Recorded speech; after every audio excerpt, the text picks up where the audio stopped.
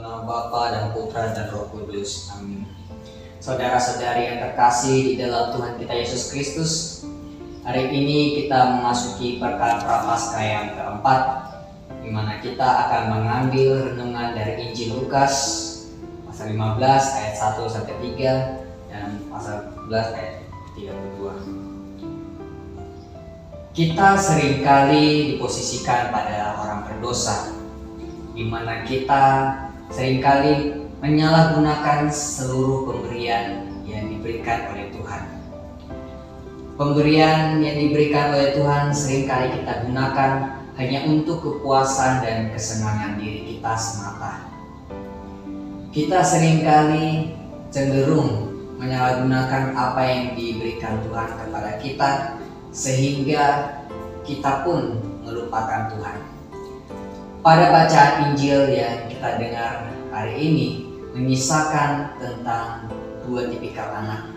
Yang pertama adalah anak sulung yang selalu taat kepada bapaknya, dan yang anak bungsu ini yang selalu memfoya-foyakan hidupnya. Kita melihat disposisi pada anak sulung yang pertama. Dia mengatakan bahwa dia selalu taat kepada bapaknya, tidak pernah melanggar satu perintah pun yang diperintahkan Bapa kepadanya. Tetapi satu hal yang tidak disadari oleh dia adalah mengenai kesombongan diri. Kesombongan diri yang diajukan oleh anak pertama ini mau mengatakan bahwa dia lebih benar, dia lebih hebat, dia lebih suci daripada adiknya. Inilah yang sebenarnya tidak dikehendaki oleh Tuhan, yang secara tidak sadar membuat kita jatuh dalam dosa, yaitu dosa kesombongan. Kita melihat pada disposisi anak bungsu yang kedua ini. Memang secara logika ataupun nalar, dia sebagai orang berdosa, dia pun juga mengakui akan hal itu. Tetapi ketika timbul permasalahan, timbul bencana dalam dirinya, akhirnya dia baru mengingat bapaknya kembali, dia menyesali segala perbuatannya, segala kesalahannya, dan kembali kepada Tuhan dengan penuh penyesalan di dada. Saudara-saudari yang terkasih, secara logika memang Tuhan lebih menghendaki penyesalan dan pertobatan. Tuhan lebih menyukai orang yang kembali, yang datang memerlukan pertobatan, ketimbang orang yang benar dan tidak memerlukan pertobatan. Karena kerendahan hati inilah yang akan menjadi jalan menuju kepada Tuhan. Melalui pertobatan dan kerendahan hati kita menyesali segala salah dan dosa kita. Dan karena itulah saudara-saudari yang terkasih di dalam Tuhan kita Yesus Kristus, melalui bacaan-bacaan yang kita dengar hari ini, mau mengungkapkan pada kita bahwa kita mesti bertobat dan berpaling dari jalan yang sesat menuju kepada jalan yang benar.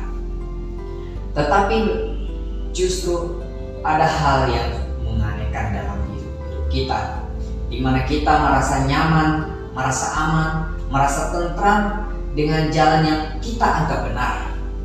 Kita seringkali merasa bahwa jalan yang itu sudah. Kita seringkali merasa bahwa kita tidak memerlukan pertobatan, dan justru kita inilah yang merasa paling benar. Secara sadar atau tidak, kita sudah jatuh dalam dosa kesombongan.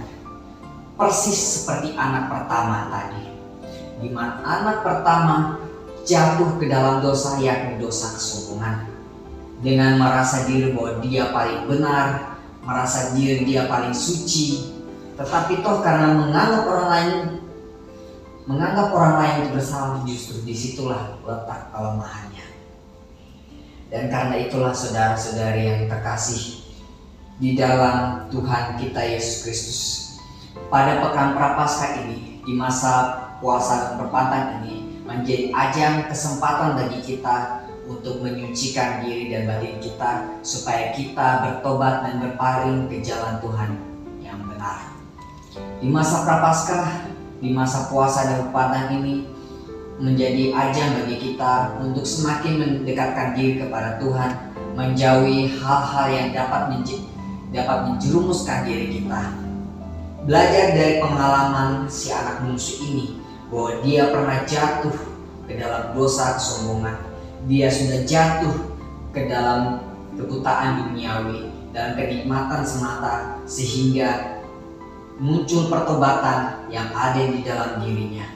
Belajarlah juga dari si anak pertama tadi, di mana dia merasa diri yang paling suci dan paling benar, dan akhirnya juga dia juga jatuh dalam dosa kesombongan. Dan karena itulah kita bisa mengambil hikmah dari bacaan yang kita dengar hari ini.